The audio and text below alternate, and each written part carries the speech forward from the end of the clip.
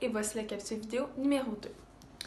Donc, pour la capsule numéro 2, il suffisait d'analyser les discontinuités de la fonction juste ici. Donc, premièrement, on va analyser pour chacune de ces trois fonctions-là le domaine de chacune de ces fonctions. Pour la première fonction, le domaine, c'est les réels sauf 1. En effet, comme le dénominateur ne doit pas égaler 0, la valeur de x pour laquelle le dénominateur serait 0 est de 1. Pour la deuxième fonction, le domaine est de 1 exclu à l'infini exclu.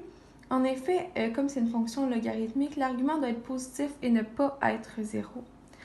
Finalement, pour la troisième fonction, le domaine est de moins 3 inclus à 6 exclu et de 6 exclu à l'infini exclu.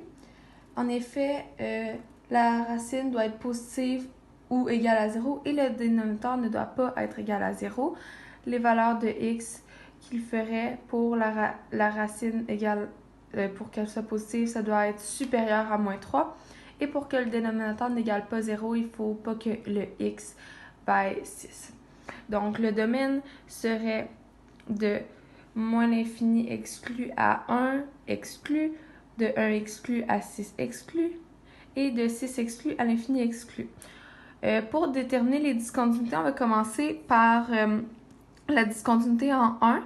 Donc, on analyse la limite à droite et la limite à gauche. On voit que les deux valent 0, donc que la limite existe. Il s'agit donc d'une discontinuité par trou. En effet, la limite existe, mais la fonction n'existe pas en 1. Pour ce qui est de 6, on analyse par la gauche et par la droite. Par la gauche, la limite donne moins l'infini et par la droite, la limite donne l'infini positif. C'est donc une discontinuité infinie.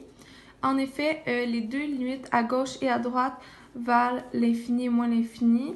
Ça a donc un comportement asymptotique et où une asymptote, la fonction n'existe pas. Ensuite, on va analyser la limite à moins 2 et moins 5 où les fonctions changent pour savoir la continuité en un point.